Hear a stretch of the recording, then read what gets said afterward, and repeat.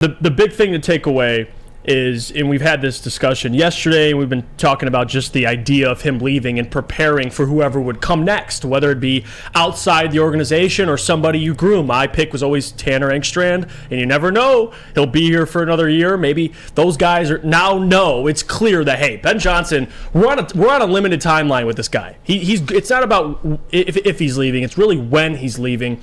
Now you have an opportunity in a clearer kind of future of we got to groom the next guy, because there's going to be a time next season probably where Ben Johnson takes that head coaching job and he's gone. But now you're going to be much more prepared. You got a year to prepare for it. So, I mean, I think this is just better for everybody now that he's back. It'll be much easier. Instead of finding somebody on the fly, you kind of have a year and you know he's going to eventually leave. You can prepare for his departure.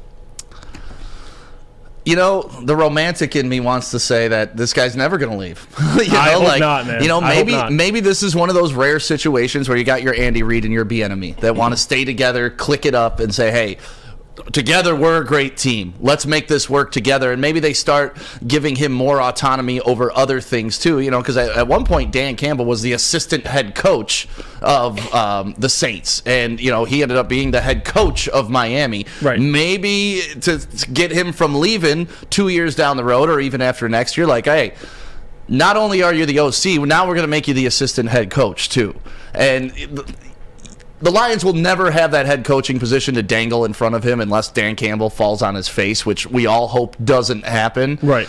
But I think there is levels to upgrade him still over OC. Yeah, a ton of experience. I mean, he's a first-year OC. He's been an offensive coordinator for one season. Before then, he's coached pretty much every position on offense, but he needs the experience. Now, although I don't think he would need it if he were to take a head coaching job, but now that he's back, he can take in that experience. Another year as an OC, maybe he gets a promotion. You never know. I like Deuce as the assistant head coach, but at this point, Ben Johnson's probably the closest to becoming a head coach, so assistant coach, to your point, would make a ton of sense.